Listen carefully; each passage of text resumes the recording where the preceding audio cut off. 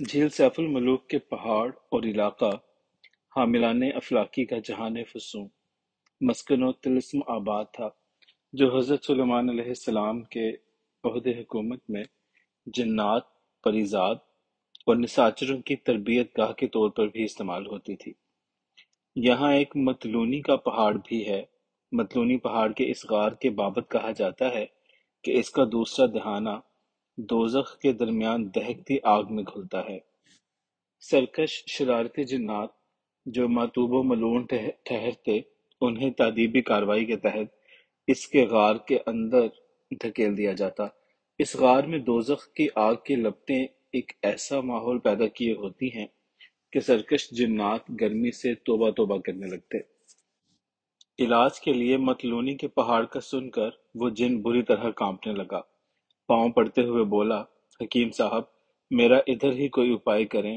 ادھر بھیجنے کا مطلب ہے کہ میرے بچنے کی اگر کوئی تھوڑی بہت امید ہے تو وہ بھی نہ رہے۔ حکیم صاحب نے بظاہر خفا ہوتے ہوئے پوچھا، یہ تم کس طرح کہہ سکتے ہو؟ حکیم میں ہوں یا کہ تم؟ علاج تمہارے مرض کے مطابق ہوگا، تمہاری مرضی کے تحت نہیں۔ ویسے وہاں جانے میں تمہیں کیا پریشانی ہے؟ جھیل سیف الملوک کا علاقہ تو ایک صحت افزا مقام ہے۔ وہ اپنی جان بچاتے ہوئے کہنے لگا، آپ مجھے سیف الملوک کے علاقے میں متلونی پہاڑ کے علاوہ کسی بھی جگہ پہ بھیج دیں، مگر مگر کیوں؟ وہ ہتھیار پھینکتے ہوئے گویا ہوا، آپ جانتے ہیں کہ وہاں کنہیں اور کیوں بھیجا جاتا ہے، اور میں اس حالت میں مزید کچھ اور مصیبت برداشت نہیں کر سکتا۔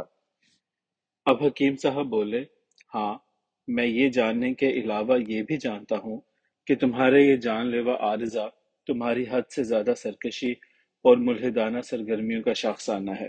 اب تمہارا آخری علاج مطلونی کا شفا خانہ ہی ہے۔ چند لمحوں کے توقف پہ مزید کہنے لگے، میرے خیال میں وہاں کی سزا اور علاج سے بچنے کی شاید کچھ گنجائش تاحال موجود ہے، لیکن وہ جھٹ بول پڑا، حکیم صاحب بتائیے، میں کچھ بھی کرنے کو حاضر ہوں، مگر مطلونی کے آزار سے بچاتے ہوئے اس جان لیوا بیماری سے نجات دلوائیے۔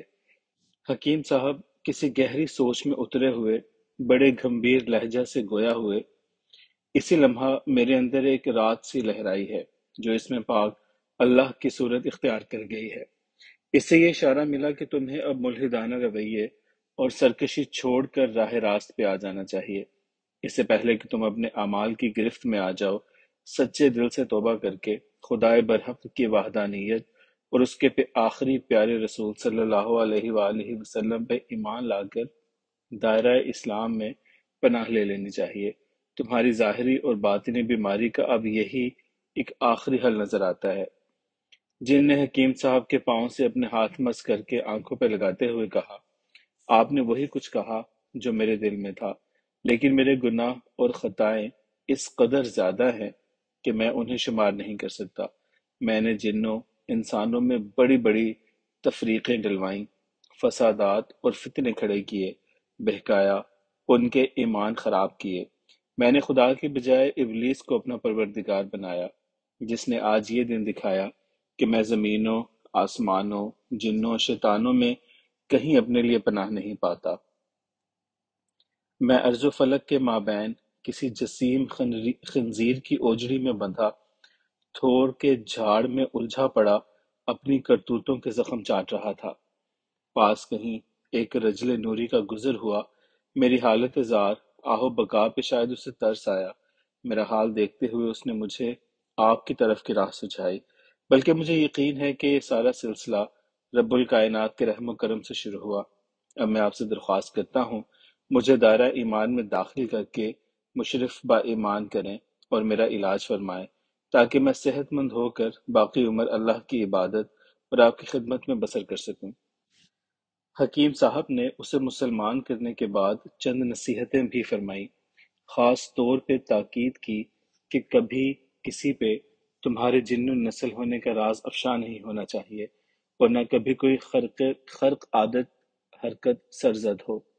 آہستہ آہستہ تمہیں بشری تقاضوں رشتوں سے شناسائی ہو جائے گی۔ حکیم جی نے اس کا نام عبدالغفور رکھا تھا۔ علاج کے ساتھ ساتھ اس کی تعلیم و تربیت پہ بھی دھیان رکھا۔ شروع میں تو اس سے اچھی خاصی پریشانی اور مشکل کا سامنا کرنا پڑا۔ کہاں پتھر، ہڈیاں، گوبر، اور کہاں دال، کھچڑی، قورمہ، بریانی اور ساگ پات۔ آتشی اور خاکی تضادات کے باہمی کشمکش نے اسے متعدد بار متزلزل سا کر دیا۔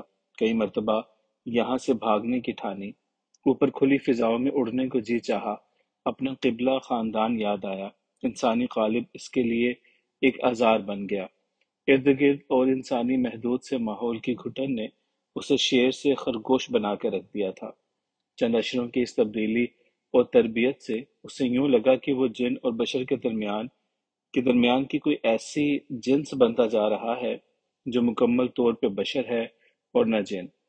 حکیم صاحب، جو حکمت کے علاوہ عرضی اور سماوی علوم میں بھی درک رکھتے تھے، اس کی کیفیت و اذیت سے خوب واقف تھے۔ اسی نسبت سے انہوں نے اس پہ پکا ہاتھ ڈالا ہوا تھا۔ اس کی خوراک میں ایسے معدنیاتی اور کیمیاوی اجزاء شامل کر دیے جاتے جو اس کی طبعی خوراک کا نعم البدل ہوتے۔ اس کے تعام و قیام کا بندوبست بھی جنگل کے قریب ایک الگ سی جگہ پہ تھا جو پیچیدہ امراض کے مریضوں کے لیے مخصوص تھی۔ اب چونکہ دین کی ضروری تعلیم حکیم صاحب خود دیتے تھے، یوں اس کا زیادہ تر وقت انہی کی مسابقت میں گزرتا۔ گویا اسے حد درجہ توجہ، محبت اور حکمت کے بندھنوں میں باندھ کر بے بس کیا ہوا تھا۔ کچھ عرصہ بعد تقاضۂ بشریت حکیم صاحب بیمار ہوئے۔ تب خفقان اور ضعف ذہنی کے عارضہ میں یوں بولائے کہ جان کے لالے پڑ گئے۔ گھریلو علاج، صدری ٹوٹکے، جھاڑ پھونک، نقش، غرض یہ کہ کوئی ہیلہ حربہ باقی نہ چھوڑا۔ وہی کہ مرض بڑھتا گیا جوں جوں دوا کی۔ عقیدت مند مرید، شاگرد پیشہ سب ہی بوکھلائے، اپنی نیندیں حرام، سکھ چین تجے ہوئے کسی معجزے کے منتظر تھے۔ ان کے درمیان عبدالغفور جن بھی تھا جو اپنی جگہ حد درجہ مہجور و مجبور کے پیر مرشد نے اسے اپنے احکام کے احصار میں پابند کیا ہوا ہے۔ اپنی مرضی کے مطابق کوئی قدم اٹھانا تو کیا، ہلکی سی جنبش بھی نہیں کر سکتا تھا۔ کئی بار اس نے لب کشائی کی کوشش کی مگر بارگاہ مرشد سے اذن اظہار نہ ملا۔ جن بہرطور بشر سے بہت سی جہات و اذواق میں ماورائے صلاحیتوں کے حامل ہوتے ہیں۔ کرۂ ہوا، کرۂ ماء، ارض و سماء اور کرۂ آتش کے علاوہ وہ گوشے کونے بھی ان کی نگاہ دسترس میں ہوتے ہیں جن تک انسانی وسائل اور فہم و ادراک کی پہنچ نہیں ہوتی۔ فاصلے، وقت، اونچائیاں، گہرائیاں، پنہائیاں وغیرہ ان کے لیے سد راہ نہیں بنتی۔ وہ اپنی حیت بدل لینے پہ قادر ہوتے ہیں، جبکہ ہوا، روشنی اور کہربا کی مانند سرایت، پھیلنے، سکڑنے اور گزرنے کی صلاحیت بھی موجود ہوتی ہے۔ چشم زدن میں صدیوں کی خبر لاتے ہیں۔ وہ سمجھ گیا تھا کہ پیر و استاد کو مرض المرگ نے آ گھیرا ہے جس کا علاج ملک الموت کے پاس بھی نہیں، لیکن حجت اتمام کی خاطر مکرم استاد سے بصد ادب عرض کی، اجازت ہو تو میں وادی حضر الموت سے مفارج المزاد کی جھاڑیوں سے کچھ کونپلیں پتے اکھاڑ لاؤں جو اس مرض مردود کا آخری اور شافی علاج ہے۔ استاد روشن ضمیر نے تحسین بھری نظروں سے دیکھتے ہوئے بقدر دقت جواب میں کہا، لوح تقدیر پہ مرقوم واجب الادا قرض چکانے کا موقع درپیش ہے، سو اب ادائیگی میں حیل و حجت زیبا نہیں دیتی۔ ایسے جگر پاش جواب نے اسے دہلا کے رکھ دیا۔ کسی پھوٹی ہوئی مزامیر کی مانند بے سرا سا کہنے لگا، میرا ماجرا تو وہی ہوا، اڑنے بھی نہ پائے کہ گھائل ہوئے، صدیوں بھٹکا، اب راہ لگا تو بنجارے لاد چلے، کچی منزل اب کس کا دامن تھاموں گا، مجھ آتش کبیدہ کو کون آسودہ خاطر کرے گا۔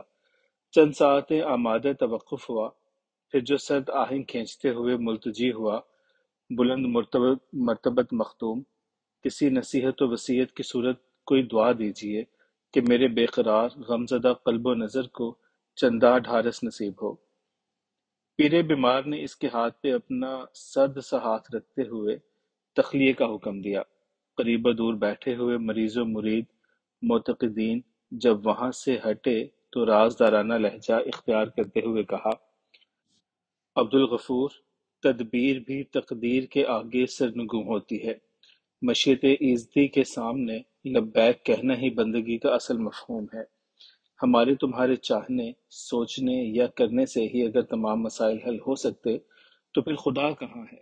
ہم منزل کی سمت قدم بڑھا کر سفر تو شروع کر سکتے ہیں، لیکن منزل پا لینا ضروری نہیں ٹھہرتا۔ ہر حال میں راضی برضا ہی منزل کا مفہوم ہے۔ پھر جب دم درست کرنے رکے تو عبدالغفور نے سسکیاں لیتے ہوئے جواباً کہا، میرے محسن، اب میں تسلیم و رضا کا مطلب خوب سمجھا۔ شکوہ شیون کے بجائے شکر شعاری ہی بہتر طریقہ ہے، اور تدبیر و تدبر کے راستے پہ تقدیر کے پہاڑ کو بھی جان پایا کہ پتھر کی سختی گل کی نرمی پہ بھاری پڑتی ہے۔ اب جو حکم۔ حکیم صاحب خندہ رو سہج کہنے لگے، جن و بشر کے مابین بہت سی قدریں مشترک ہیں، تفصیل بیان کرنے کا محل نہیں، یہ کچھ تم خود بھی جانتے ہو۔ بہرحال اس موقع پہ جبکہ ہمارے درمیان فاصلے بڑھنے والے ہیں، میں تمہیں مشورہ دیتا ہوں، تم اپنی باقی ماندہ زندگی کا سفر اپنے ایک جیون ساتھی کے سنگ طے کرو، اور وہ ایک انسان عورت ہوگی جو میری بیٹی ہے۔ اس کے ساتھ تمہارا نکاح ہوگا، اس بیوی سے تمہاری اولاد ہوگی، اور اس اولاد میں سے ایک بچہ ایسا بھی ہوگا جو اپنے وقت کا ولی کامل ہوگا، جس سے آگے ایک مخصوص سلسلہ چندن حافظوں کا چلے گا جو اپنے دور کے قابل قدر کامل لوگ ہوں گے۔ حکیم صاحب کو کھانسی اٹھی تو وہ ان کا سینہ سہلاتے ہوئے متعجب سا پوچھنے لگا، پیرو مرشد، آپ کا کہاں سر آنکھوں پہ، ایک جن اور انسان عورت کی شادی؟ ہاں، ناممکن نہیں، ہر جن آدھا بشر ہوتا ہے اور انسان آدھا جن۔ تم دیکھو کہ قرآن پاک میں ان دونوں کا ذکر ساتھ ساتھ ہے، بلکہ جن کو انسان سے اولیت دی گئی، اسے بہت سے تشرفات دے کر انسان سے بہت پہلے تخلیق کیا گیا، ایسی صلاحیتیں عطا کی گئیں جن سے انسان بھی محروم ہے۔ یہ دونوں اولین اور متاخرین میں سے ہیں، ان کی اسی ساج باز کی بنا پہ ان کے مابین اکثر معاملات بدقت طے پا جاتے ہیں۔ تعلیم و تدریس، دین و دنیا، حتیٰ کہ ان کے درمیان مناکحت رشتہ داری بھی ہو سکتی ہے۔ لہٰذا میں نے اللہ کے امر سے اپنی اکلوتی بیٹی کو تمہارے نکاح میں دینے کا فیصلہ کیا ہے، جو ہر طور تمہارے اہل ہے تو آدم زادی، مگر اپنے اعمال و اشغال اور روحانی اذواق و مواہید میں جن و انس کا حاصل ہے۔ اور ہاں، آج کے بعد تمہاری تمام تر تعلیمی، تربیتی اور معالجی ذمہ داریاں اسی کے سپرد ہوں گی، اور تم ہمیشہ اپنے جن ہونے والا معاملہ راز میں رکھو گے، کبھی اپنی بیوی پہ ظاہر نہیں کرو گے، اور قرآن کے حفظ کی تکمیل سے پہلے بیوی سے خلوت میں نہیں ملو گے۔ سرکتے وقت اور اس کی قصہ بیانی کے سحر میں ایسا بھیگا کہ مجھے کچھ ہوش نہ رہا تھا۔ کون ہوں میں، کہاں ہوں میں، کیا ہوں کہاں ہوں، جیسے میں خود اس کی کتھا کا حصہ تھا۔ ازل سے وہ کہہ رہا ہے اور میں سن رہا ہوں۔ جسم و وجود نہیں، محض گوش ہوں، اور وہ کوئی آفاقی سروش ہے۔ وہ شاید سگریٹ سلگانے اور دو چار بھرپور کش لینے کے لیے خاموش ہوا تھا، اور میں اندر باہر دو چار جھٹکے لے کر جیسے کسی ہپناٹسٹ کے روبرو ایک لمبی غنودگی سے بیدار ہوا تھا۔ باقی ماندہ کھانا جسے ہم کھانا بھول گئے تھے، سامنے دھرا عجیب سا منظر پیش کر رہا تھا۔ دور لٹکے ہوئے ڈیجیٹل کلاک کی سوئیاں جو بہت آگے سرک چکی تھیں، ناگاہ میری نظر اس کے چہرے پہ جا ٹکی۔ دھلا دھلا سا سپاٹ چہرہ، بے نقط حروف کی مانند منہدم سے خد و خال، گول گول بے پلک آنکھیں۔ مجھے جھرجھری سی آ گئی تھی۔ سچ تو یہ کہ میں آدھے جن اور آدھے انسان والا یہ قصہ سن کر خوف زدہ ہو گیا تھا۔ میں اسے اجنبی اجنبی نظروں سے دیکھتے ہوئے گھگھیا کر بولا، تم کہیں ان دونوں کی اولاد میں سے تو نہیں ہو؟ وہ سگریٹ پپولتے ہوئے پراسرار سے مسکراہٹ سے مجھے دیکھتے ہوئے کہنے لگا، دریاؤں سمندروں میں ایک ایسی مچھلی بھی پائی جاتی ہے جو مچھلی کم اور خطرناک سانپ زیادہ دکھائی دیتی ہے۔ بے علمی کے بنا پہ اکثر لوگ اسے پکڑنے کھانے سے اجتناب کرتے ہیں، جبکہ وہ ذائقہ میں لذیذ، غذائی اعتبار سے مفید اور شفائی لحاظ سے ایک بے مثال تریاق ہوتی ہے۔ مار یعنی سانپ اور ماہی چند حیتی تبدیلیوں کے ساتھ ایک نسل و خاندان کے بے دست و پا جانور ہیں۔ ایک پانی میں پیدا کر دیا گیا، دوسرا خاک و خشت میں ڈال دیا گیا۔ جن و انس کی شاخیں کبھی کبھی آپس میں گتھم گتھا ہو کے ایسے شگوفے پیدا کرتی ہیں جن میں دونوں طرح کے رنگ اور خوشبویاں ہوتی ہیں۔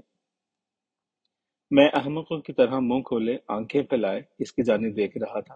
سگریٹ سے نئے سگریٹ کو دم دیتے ہوئے وہ پوچھنے لگا، کہو تو وہیں سے بیان شروع کروں جدھر سے وقفہ دیا تھا، کیونکہ تم ایک اچھے سامع ہو۔ میں نے لب ہلائے بغیر حونقوں کی مانند اسبات میں سر ہلا دیا۔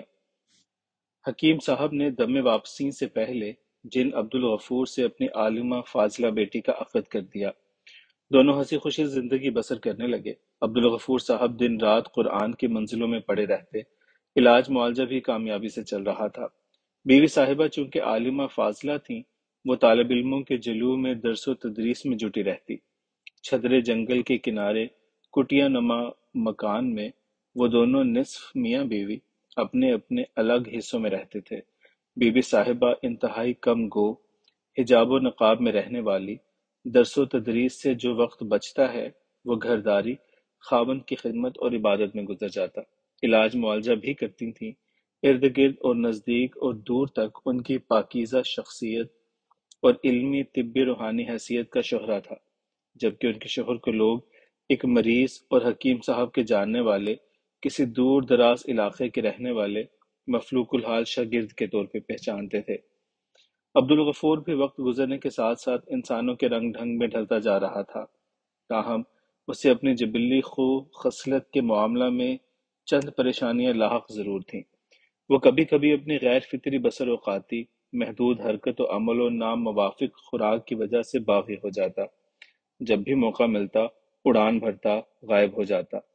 پہاڑوں، سمندروں، صحراؤں اور آسمانوں، جہاں جی چاہتا خوب اڑتا، دھومیں مچاتا پھرتا، اپنے من پسند کھاجے کھاتا۔ اس دوران اس کی اپنے قبیلے والے جنوں سے ملاقاتیں بھی رہتی، جو اس کی سنبھلتی ہوئی صحت اور دیگر غیر جناتی تبدیلیاں دیکھ کر حیران ہوتے۔ اس دورانیے میں اس کی نصف بیوی کو کہیں رتی بھر بھی اس کے غیر انسان ہونے کا شائبہ نہیں ہوا تھا۔ وقت کا گھوڑا دل کی چال چلتا ہوا خاصا فاصلہ طے کر چکا تھا، مگر قرآن کے حفظ والی منزل ابھی تک کہیں آدھی ہی طے کر پایا تھا۔ برسات کا موسم، چھم چھما چھم می برس رہا تھا۔ اچانک پرانا مرض عود آیا، بن پانی مچھلی کے مانند لوٹنے لگا۔ آدھی رات کا سماں، نصف بیوی اس کی تیمارداری میں لگی ہوئی تھی۔ یہ دے وہ دے، ہر ٹوٹکا وار آزمایا، مگر اسے چین نہ آیا۔ زیر لب کچھ پڑھ رہی تھی کہ اچانک کڑکڑ بجلی کڑکی، وہ سہم کر اس سے چمٹ گئی۔ بس جنگل کے سبزے کی خوشگوار مہک، بارش کا جادو، سمے کی سمیہ میں دونوں کچھ ایسے بھیگے کہ جل تھل ہو گئے۔ اندر باہر دونوں کی سب بیماریاں بہہ گئیں۔ طوفان تھمنے کے بعد بڑی پراسرار سی خاموشی طاری ہو جاتی ہے۔ درد دور ہو جائے تو سکون سے آنکھیں بند ہونا شروع ہو جاتی ہیں۔ بچہ جننے کے بعد زچہ پرکاہ کی مانند سبک اور شیتل ہو جاتی ہے۔ بارش کے بعد زمین، خارش کے بعد پوستین اور ملن کی مہلہ بڑا آنند پاتے ہیں۔ انگ رنگ لگے دونوں ڈھے سے پڑے کہ میاں بیوی مکمل ہو چکے تھے۔ بھوک سے جان کے لالے پڑے ہوں تو حلال حرام مکروہ کون دیکھتا ہے؟ بھوک بھوک در آئیں تو کچھ نہیں سوچتا۔ پرش صرف یہ بوجھتا ہے کہ ان کے انت کا اپائے کیا ہو۔ عبدالغفور کے دماغ کو بھی بھول کی چھپکلی چمٹ گئی تھی۔ وہ اپنے پیر و مرشد کی نصیحت فراموش کر بیٹھا تھا کہ قرآن پاک حفظ کرنے سے پہلے بیوی سے ازدواجی تعلق قائم نہیں کرے گا۔ اب پچھتائے کیا ہوئے، کھیپڑا تو کھلیان میں کھے اڑا چکا تھا۔ بیوی اپنی کسی ضرورت سے اٹھی، تنترا ڈھانپا، آس پاس ٹٹولتی ہوئی کمرے سے باہر نکل گئی۔ منہ زور می کا منہ ابھی تک کھلا ہوا تھا۔ وہ سامنے کھاڑ اولانگ کر سنڈاس تک پہنچنا چاہتی تھی کہ یکدم بجلی کڑکی اور آسمان سے ایسا گونجدار چمکتا کوندا لپکا کہ اس کی آنکھیں چندھے آ گئیں۔ اندر باہر 14 طبق روشن ہو گئے۔ بدحواس سی وہیں اوندھے منہ گر پڑی۔ پھر ایک اور کڑاکا ہوا، جیسے آسمان پھٹ کر اس کے اوپر آ پڑا ہو۔ اس کے جھونپڑ گھر کے آگے کھاڑ سے ذرا پرے پرانا پیپل دھڑم سے اس کے اوپر آ گرا۔ یہ سب کچھ ایسا ایکا ایکی میں ہوا اسے پتہ تک نہ چلا کہ درخت کے نیچے دب چکی ہے۔ مسلسل بارش، کیچڑ، گھٹا ٹوپ اندھیرا اور کبھی چکا چوند کڑکیلا اجالا۔ بدحواس مفلوج سی بے بسی کے عالم میں پڑی تھی کہ ادھر اندر عبدالغفور کو بجلی کے کڑک کے ساتھ بھاری درخت گرنے کا دھماکہ سنائی دیا، تو وہ بیوی کی ٹوہ لینے کی خاطر باہر نکلا۔ آدھا صحن اور آدھا کھاڑ بیچ پیپل گرا پڑا تھا۔ گھبرا کر بیوی کو آواز دی، بجلی کی کڑکڑ، بارش برسنے کا شور۔ وہ آگے بڑھ آیا۔